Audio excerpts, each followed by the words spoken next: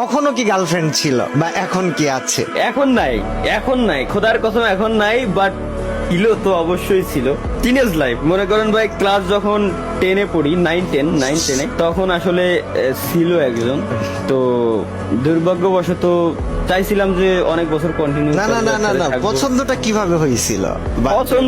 পছন্দ মনে করেন একটা আত্মীয় আর কি, ঠিক আছে। আচ্ছা, আত্মীয় বাড়ি যাইতাম, আত্মীয় বাড়ি যাওয়ার পর ওইখান থেকে আত্মীয় বাড়ির আশেপাশে বাড়ি ছিল, ওইভাবে একই সাথে ছোটবেলা থেকে খেলাধুলা, বুঝেন তাইলে কেমন আত্মীয়দের ছোটবেলা থেকেই যাওয়া পড়তো, একই সাথে খেলাধুলা এদিক সেদিক দিয়ে দেন হচ্ছে তখন তো ভাই চিঠির যুগ, লাভ লেটার দিছিলাম আর কি।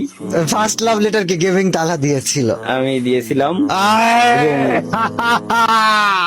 তারপর তারপর তারপর তখন দেওয়ার পর রেসপন্স মানে মানে সেও চাচ্ছিল যে দিক, আর আমিও ভাই ওই সময় দিয়ে দিছি আর কি লেটারটা, ঠিক আছে। দেন হচ্ছে পরবর্তীতে ওইভাবে রাজি। দেন হচ্ছে তখন বন্ধু বান্ধবের ফোন দিয়ে কি কথাবার্তা বলা। তখন কোন ক্লাসে পড়া হতো? তখন 9 নাইনে। আর এই প্রেমটা কত বছর চলেছিল?